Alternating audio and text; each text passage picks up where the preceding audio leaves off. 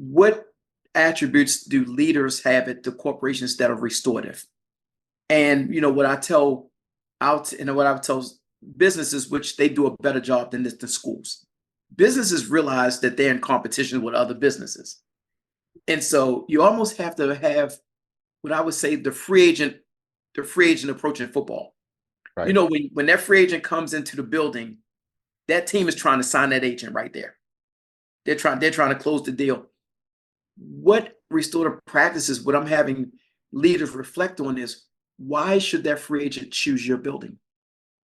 Why should they choose you? Right. When people have choice, now we have to realize, why should they choose you? If I have my choice among 5 different teams, why your team? And so from a restorative standpoint, let's look at the climate and culture of the building. Let's look at how the administrative team, is it really a team? Do they really get along? What does it look like for the staff? Do administrators practice what they preach?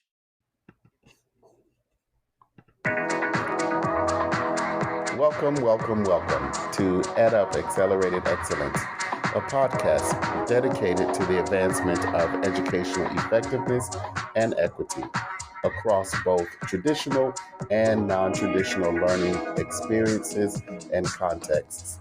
I am your host for this episode, Jacob Easley II, PhD, PMP. Let's get into it.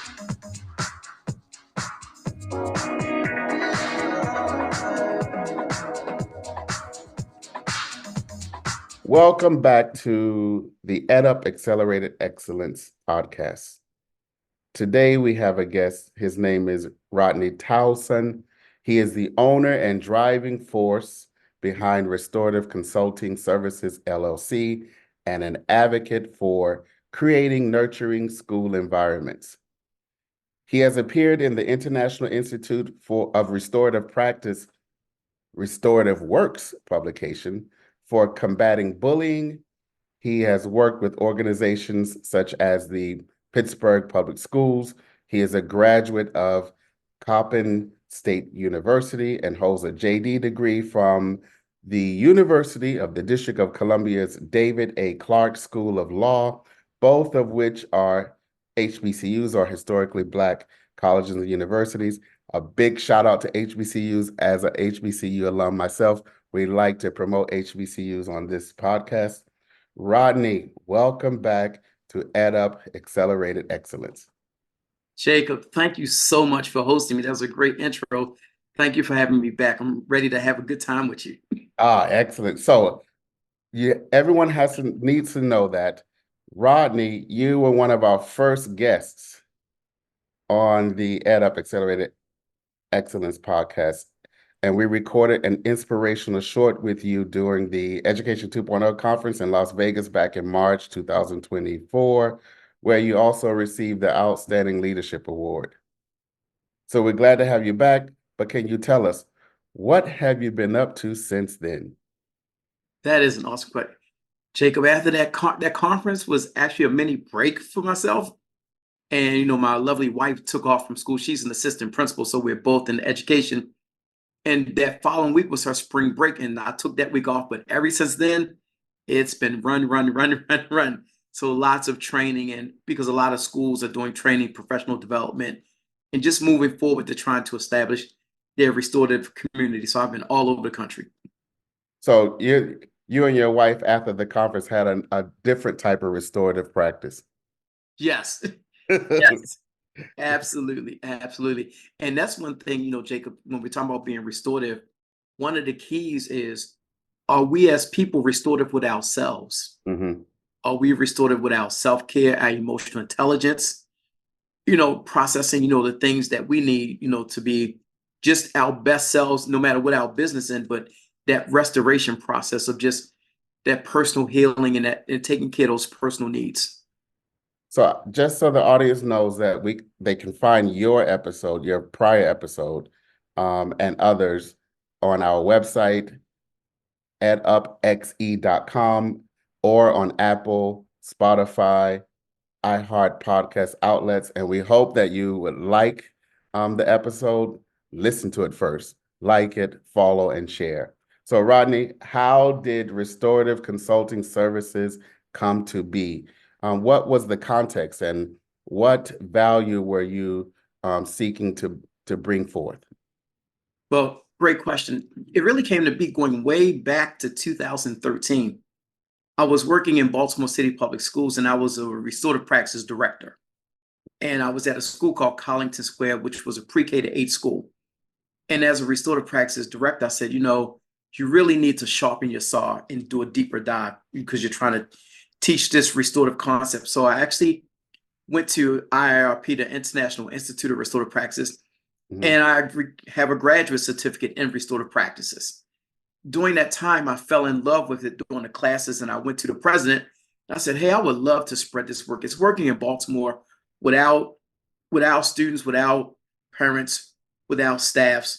This can work anywhere. And that began that process of me first being a trainer for the IIRP, and later on deciding to go out on my own and have my own business. So I do contracted work with the International Institute of Restorative Practices. I am one of their continuing education trainers, but I also have my own company and there, do work as well all over the country with restorative practices. All right, so your work is diversified. Yes. So I have to ask, why the focus on schools? I know you were working in a district, but why the focus on schools and not, for example, corporations? That is a great question. Actually, I am working on a model now beginning to look at corporations. So that is an area that we are definitely looking to go into corporations. And so, of course, schools is because I was working in a school and most of the training was in school, but I've met people that have said, Rodney, we need this at our companies. And so we are developing something right now for corporations to take more restorative approaches, especially after COVID. We saw so many people walking away, not only from education, but all types of businesses. And they're realizing that that person to person, that relationship is paramount, especially where people are walking away because COVID just did a reset. A lot of people who worked realized, you have families, you have children, and those things you don't really get to do over. And so from a business standpoint, that relationship and holding on to those employees and not having that, what I call that hamster wheel, people in, people out, and you really can't get better. So thank you for that question. But we are coming up with a model that we will be opening it up to businesses. Well, that's exciting. So Yes, it is. Let's talk about schools for a minute then. So and I'm just thinking through this out loud, but how might the model look different from schools compared to how you would approach your work with corporations? Corporations, well, the way the model would look different is you still would have your, what I would call community norms. What are the norms? What is the climate and culture of the business versus the school? What attributes do leaders have at the corporations that are restorative? And what I tell businesses, which they do a better job than the schools. Businesses realize that they're in competition with other businesses. And so you almost have to have what I would say the free agent approach in football. Right. When that free agent comes into the building, that team is trying to sign that agent right there. They're trying to close the deal. What restorative practices, what I'm having leaders reflect on is, why should that free agent choose your building? Why should they choose you? Right. When people have choice, now we have to realize, why should they choose you? If I have my choice among 5 different teams, why your team? And so from a restorative standpoint, let's look at the climate and culture of the building. Let's look at how the administrative team, is it really a team? Do they really get along? What does it look like for the staff? Do administrators practice what they preach? If they're talking about a good work ethic, do they have good work ethic? If they're saying about professionalism and respect, is that shown from the top? And most importantly, what are we doing to galvanize the team? What would that look like? How are we ensuring that the employees are having a good experience when they come to the job and that they want to come back and not come back because of just the paycheck, but because it's really a place that's restorative and fruitful and a place where people really have a voice.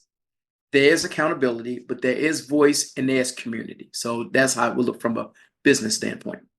So I just have to clarify because you threw this out there. Businesses do what better than schools? Is that retain individuals or Recruit. recruit?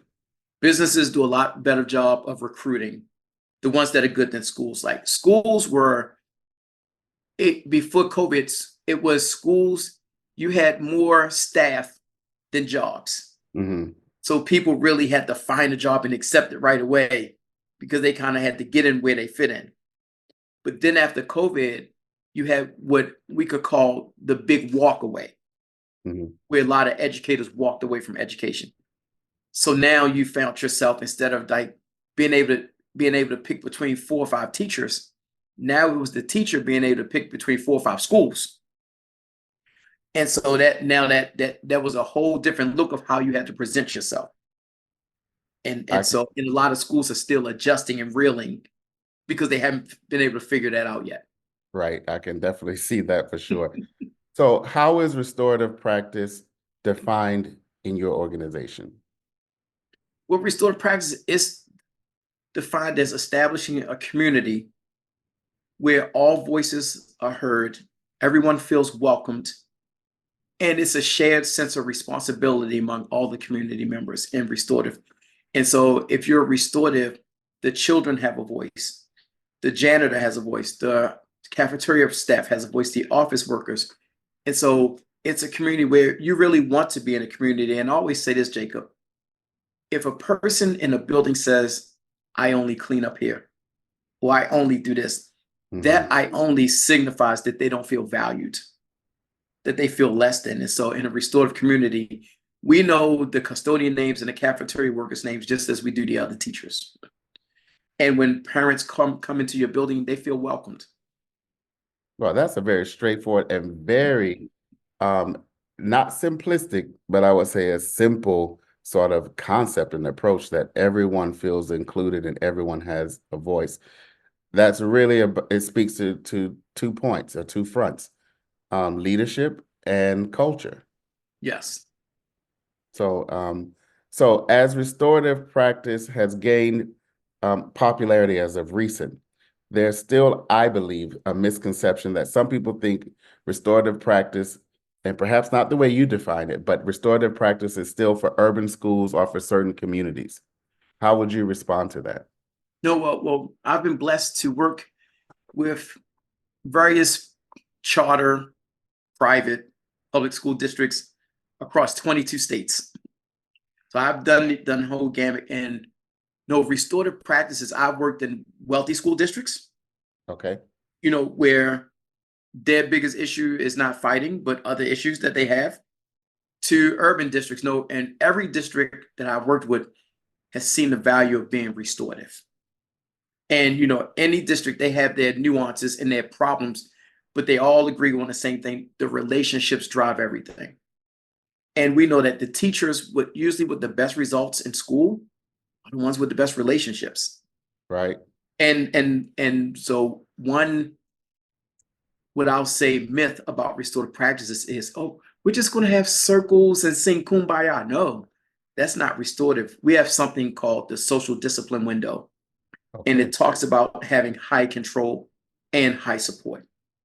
But if you can have a person who's high on control but has no support, that's what we call punitive. So that's the drill sergeant, the dictator, my way, guts and brimstone, fire and brimstone person, Yeah, my way or the highway. Exactly. And then you have what you can call a permissive person. They give you all the love and support in the world, but they may not have boundaries. Right. And you have a neglectful that's at the low end. That's a person who's not doing anything for anybody. But you have a restorative person, they're high on control and high on support. And so I tell people, if you have a lot of support, but no boundaries, no control, that's not restorative. Right. That's permissive. But on the other hand, if you're throwing everybody off the roof, kicking everybody out of school, that's punitive. That's not restorative. So it has to be that balance. And so we go in and talk about how restorative communities, you do have accountability. You do have accountability. That definitely makes sense. So as a consultant, one's role is typically to set the stage and set the tone for change. So how do you go about doing so when you come into a new space or organization as a consultant?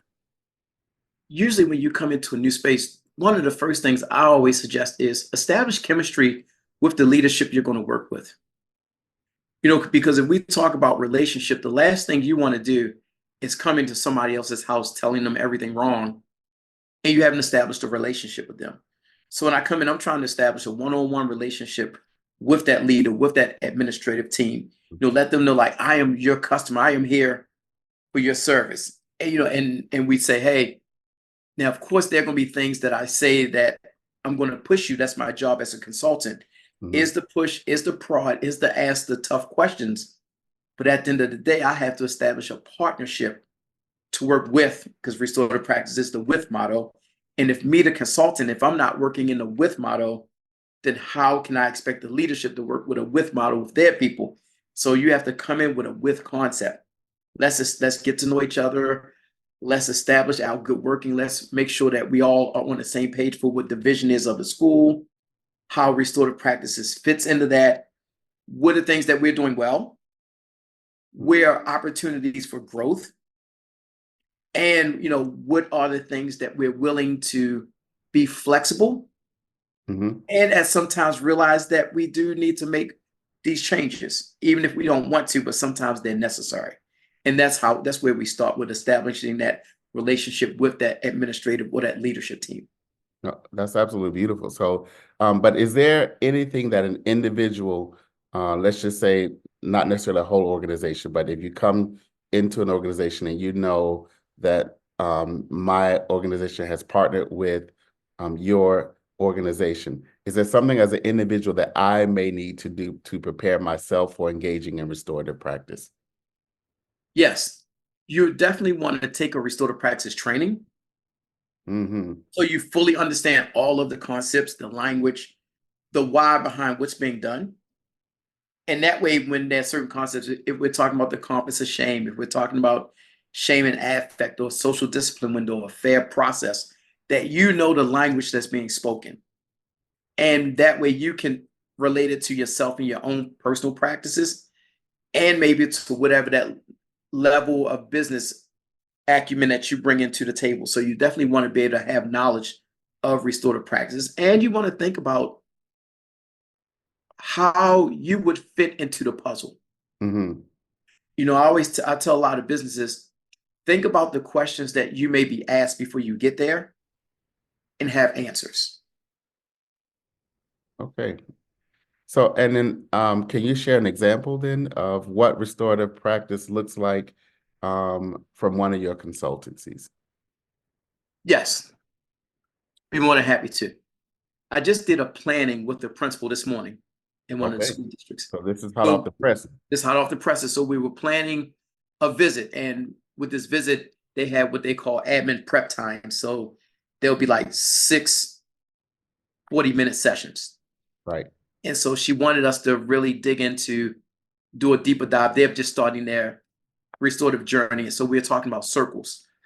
So what we did, we came up with a circle PLC, and that's like a short professional learning that'll be with each group. And in that group, not only will we talk about circles, but we're going to talk about what circles have been good for you this year, which ones may not have been so good, what are supports that we can do going forward. But we're also going to talk about, we thought it'd be a good idea to have closeout circles. So we're going to talk about teachers having closeout end of the year circles with their students. Okay. For the seniors, the closeout will be like, hey, how was your journey here? Now that you're coming down to the end of your 4 years, what's going forth into every other grade. The closeout circle will be about their experience in that grade and what are things that they're looking forward to going forward to next year. So we're going to use these circles to capture their experiences, but also some supports that they may need going on to next year. And so that way now we'll have some data that we can use with the teachers, like, hey, based on these circles, here's some things that we could look for next year. But also from the PLC, we'll have information that teachers themselves need on how they can get better and some supports that they may need going forward. So that's all going to happen next week. So that's all in the planning process. Yes. for the EdUp Accelerated Excellence Community, PLC is, Professional, it could be professional PLC, professional learning circles, and sometimes they call PLGs professional learning group or professional development. They're all the same thing, but they have different acronyms. well, I'm so glad you brought that up because for me, PLC is a professional learning community. Okay. So, which means a group of folks functioning together, exchanging together based on certain agreed upon norms, perhaps routines, and so on and so forth. Yes, So the model you just laid out lends itself or bleeds into the idea of planning and continuous improvement. So yes, what I'm hearing is through this restorative practice and these PLCs, teachers can then gather data to inform how they will continually improve their practice, but at the school level, data can be gathered to inform how the school will continue to improve, whether it's through restorative practices or in other means to support both students and the staff members, in this case, teachers. So absolutely. that's quite brilliant. So how can restorative practices lead to greater equity in schools? Aha. Now we're digging a little deeper. Restorative practices leads to equity because restorative practices, here's what we say, Jacob. We say when you have like DEI, PBIS, MTSS, all of those social emotional wellness, social emotional learning, all of those would go on the restorative practices plate. Mhm. So the restorative practices garage. So establishing a restorative community, it actually sets the groundwork for equity because restorative practice is about building those relationships, those those community and those relationships. And one thing I'll say about equity, it's hard to have equity training when you don't have relationships. Oh, so true. You can And a say, lot of you can times say we that come, again, actually. okay, I'll say it again. It's hard to have effective equity training when you don't have relationships because people are defensive, they're guarded. And so a lot of times the training starts and ends as adversarial. So in a restorative atmosphere where you have established relationships, you're able to have courageous conversations and people not take it personal.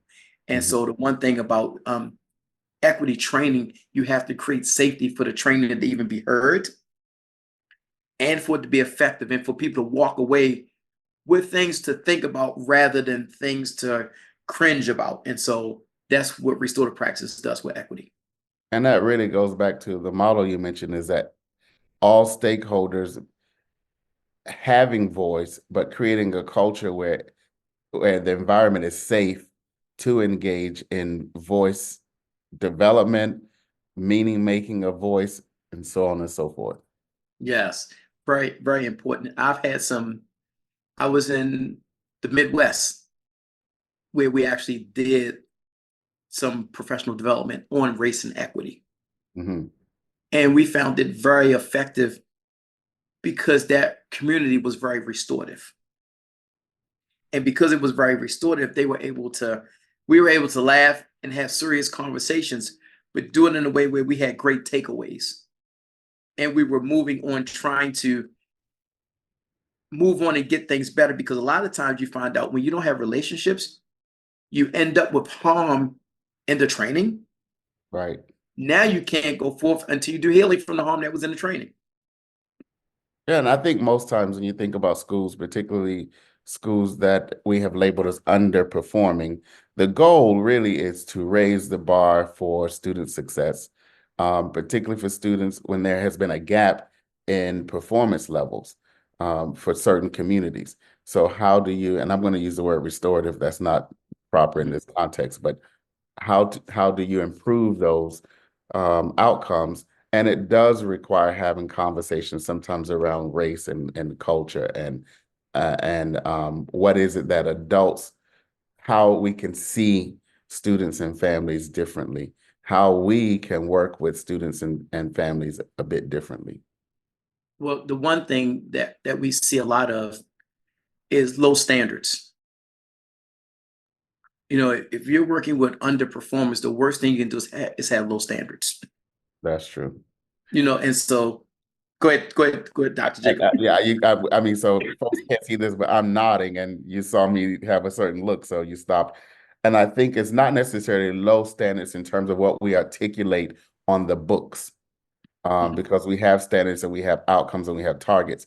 Those and sometimes bias or unspoken low standards. So Yes, no expectations. We don't expect that you can do something from the beginning. So, I shouldn't try as hard. absolutely. Or I shouldn't expect as much. Absolutely right. No, no, you absolutely should. And I used to have a saying when I taught middle school, I would say this: the only way you can survive in 12 feet of water without flotation device is learn how to swim. Oh yeah, that That's it. and I You know, don't I don't know how to swim, so I can relate to that. yeah, so we can't have low swimming standards. That's And true. and so we say from restorative, don't talk about what children can't do. Talk to them about what you're going to help them do and what they're going to do. Excellent. I Yeah, like not what you can't do. No, this is what you're going to do, and I'm going to help you do it because we know that if the the presence and the emotional intelligence and the emotional energy that you put out, it has great effect on our students. right, right, That teacher that comes in, hey, look, everybody, this is not going to be easy, but we're going to do this together. I got your back. That teacher will give students. You don't want, well, Dr. Jacob, I know things are hard for you. And no, guess what? I told my students this, Dr. Jacob. Everybody in law school, they had to say everybody has a sad story. So that is oh, saying in law school, they say everybody has a sad story. But what they were basically saying is everybody has challenges in their lives. right, And I used to tell my students, look, challenges are going to come and go. What matters is how you meet them and what you do next, because you have a choice.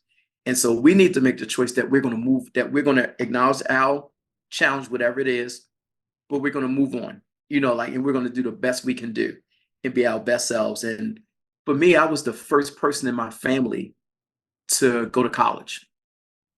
I can relate. So the first college graduate. And so, but I used that when I was teaching my students, say, hey, there always has to be a first. Why can't it be you? That's true. And so how do we do that? But telling our students of color, like, hey, you can do anything you set your mind to. And having the support built in to help you get there. So you Yes. mentioned the word challenge. I'm gonna pick up on that. So based on your experiences, what are some of the greatest challenges schools face when it comes to effectuating equity through restorative practice, either during consultancy or after you have left the building? Mindset. Mindset. That's easy. Some educators in all levels, whether it's teaching, administrative, district, Right. superintendent, are stuck in old mindsets. Mm, Everything has to be a certain way. And I remind people when they say, like, I'm old school, the first word you're using is old. Back in the day, the first word is back.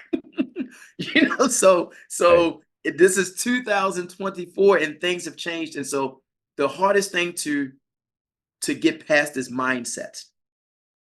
And because some people are so stuck in mindset that they're thinking that something won't work before they've even really tried it. Right. You And you so often yeah, you often hear people say, but we've always done it this way. this way, yes. And and for the people that I have good relationships, I say this, well, if that were working, you and I probably wouldn't be having a conversation right now. Ah, that's You, true. it's almost like going to the doctor, like, hey, doctor, this is the way I've always done things. And that's why you're here.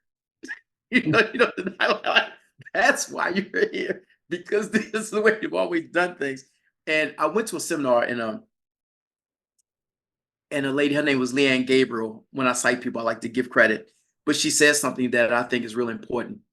She said, to be successful, we all need to be two things. And this is what I tell everywhere I go. You have to be approachable and coachable. So I say that when I go into any building, you have to be approachable and coachable. If you're approachable but not coachable, I'll find out, because although you're receiving everything I'm telling you, you won't do anything I'll tell you. Right. Right. If you're coachable but not approachable, people will never know because they don't want to approach you. So you have to be approachable and coachable. And so I ask a lot of leaders, what does that look like? If you say you're approachable and coachable, let's act like this is your dissertation and you're defending it. What does that look like if you say I am approachable and I am coachable? Because usually I find out how coachable you are when the courageous conversation comes. That's when you find out how coachable people are. But usually it's mindset. They really don't believe it. Right. And that's really the they don't believe it, or they've heard some horror story and they've run with that narrative. Right. So You know, like another district or something. And so it becomes their truth. I think the mindset is very important. Yes. Very important in this work. So how can those who are interested in engaging with restorative consulting services, how can they do so? Well, they have a couple ways. We have our website, restorative-consulting-services.org. Mhm. We're also I am under LinkedIn under Rodney Toulson. So they can reach out, and Dr. Jacob, I know you can post any information you have for me, but from the website on LinkedIn is a good way to reach out to me, and they can, find me there. And I'm more than happy to talk to anybody who wants to talk about restorative practices. Well, we're definitely going to share the show notes in our posting. But what can the EdUp Accelerated Excellence community look forward to from, and now I'm going to give you an acronym or just letters, RCS. Yeah. And are there any events or new services in the near future outside of the work that you're going to develop for corporations? Well, we do. We have developed a book study. Oh, that's nice. And yes, the International Institute of Restorative Practice, if I can show it, they have a book. It's called the Restorative Practice Handbook. The Restorative Practices Handbook. Yes. And so what we did, we developed an actual book study, because usually at restorative practice events, the book is usually mandated as part of the training. Okay. However, what we found is that a lot of people don't read the book. And actually there's no way to know who read it and who didn't, because Right. just get out. And so we said, well, from a education standpoint, who would give a student a book and not make sure that they read it for understanding? And so we developed a book study. And the book is really 3 chapters. This is a short read, about 90 pages. So we have a 4-week book study where we go through each chapter each week. And the 4th week is like a culmination of what you read. But here's what we found: that when you do group book studies, one, you're making sure that everyone is on the same page about what's in the book. But 2, they're finding out about each other and their individual thoughts, needs about discipline, about school community. And so it really is a way for a team to get to know each other, but to leave out with a clear understanding of restorative practices. And that way it helps them move forward as a single unit together better. Oh, beautiful. So, Rodney Toulson, thank you for the opportunity to learn with and from you in this episode. Dr. Jacob, thank you so much for having me. I look forward to EdUp podcasts and future shows, and just let me know what I can do for us to collaborate and partner in the future. Oh, that's definitely going to happen. So, 2 HBCU graduates in a room together. That Yeah. should be the refrain from a really good joke, but not really a joke, a setup for excellence. So, 2 HBCU graduates come together in a room, ellipsis. We're going to leave it there. Yes, we are. Thank you. Thank you. Thank you for engaging with the EdUp Accelerated Excellence community. You can find this episode and others on Spotify, iHeartRadio, and Apple Music. And if you like this episode, please don't forget to follow us and share within your network.